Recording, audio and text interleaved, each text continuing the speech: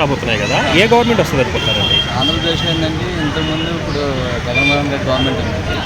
అక్కడ ఉన్న వల్ల గవర్నమెంట్ ఏంటంటే ప్రజెంట్ స్టిల్ ఇంకా రాజధాని అనేది లేకపోవడం, మాలాంటి యువతలు ఏంటంటే బయట స్టేట్లకు వెళ్ళి జాబులు చేసుకోవడం వల్ల అక్కడ ఉన్న పరిపాలన కానీ విధ్వంసం కానీ అదేమన్నా అడిగితే 3 రాజధానులు కానీ 4 రాజధానులు అంటారు. స్టిల్ ఇప్పుడు వరకు ఏంటంటే రాజధాని ఫైనలైజేషన్ అయితే లేదు. అందువల్ల ఏంటంటే గవర్నమెంట్ మారాలని చాలా వరకు ఏంటంటే కోరుకున్న ప్రజల్లో. యువత ఏంటంటే 99% ఏంటంటే నిరుద్యోగ వృత్తి ఎక్కువ ఉండడం వల్ల యువత కూడా ఎక్కువ మంది ఆలోచించి జాబ్ బోర్డులు వేస్తారని అనుకుంటున్నాను.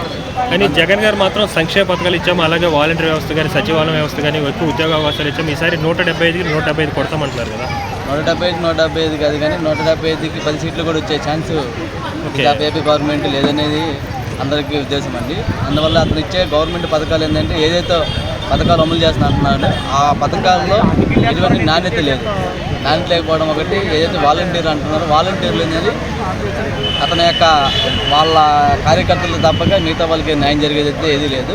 దానివల్ల ఏంటంటే తప్పకుండా ప్రజలు ఏంటంటే తప్పకుండా మంచి గవర్నమెంట్ని ఎన్నుకుంటారని ఆశిస్తున్నాను.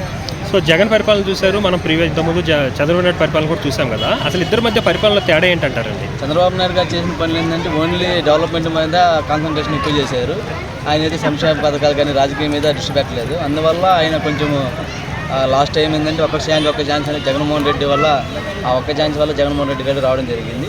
ఈ తాప అనేది కొంచెం ఆలోచించి జనాలు అనేది చూస్తారని అనుకుంటున్నాను. సో 2019లో వైసీపీకి 150 సీట్లు వచ్చాయి, టీడీపీకి జనసేనకి 24 సీట్లు వచ్చాయి కదా. ఈసారి ఎలా ఉండబోతుందండి? ఈ తప్ప జనసేన టీడీపీ పొత్తు ఉంది కదండి. ఇదేంటంటే పొత్తులో భాగంగా కొంచెం మెజారిటీ సీట్లు అనేది రావడం అనేది జరుగుతుందని అందరూ అనుకుంటున్నారు. మోస్ట్ ఆఫ్ ది ఏంటంటే ఈ తప్ప జనసేన చంద్రబాబు నాయుడు గారు కలిసి ఈ తప్ప గవర్నమెంట్ని పోల్ చేస్తారని ఆశిస్తున్నారు. కానీ జగన్ గారు మాత్రం సింహం సింగిల్గా వస్తుందని అంటున్నారు కదా, దాని విషయం. సింహం సింగిల్గా వచ్చేదానికంటే పెద్ద తేడా ఏముండదండి. అతని యొక్క పరిపాలన వల్ల చాలామంది ఎమ్మెల్యేలు కానీ మినిస్టర్లు కానీ ఎంపీలు కానీ ఇప్పటికే అతనికి చాలా వరకు దూరం జరగడం కానీ అతని మీద వ్యతిరేకత కానీ చాలా వరకు 99% కనిపిస్తుంది. దాన్ని బట్టే మనకు అర్థమవుతుంది ఆయన గవర్నమెంట్ కానీ ఆయన పులి సింహం సింగిల్గా వస్తుంది అనుకోవడం అతను అజ్ఞాతలో చేస్తుంది.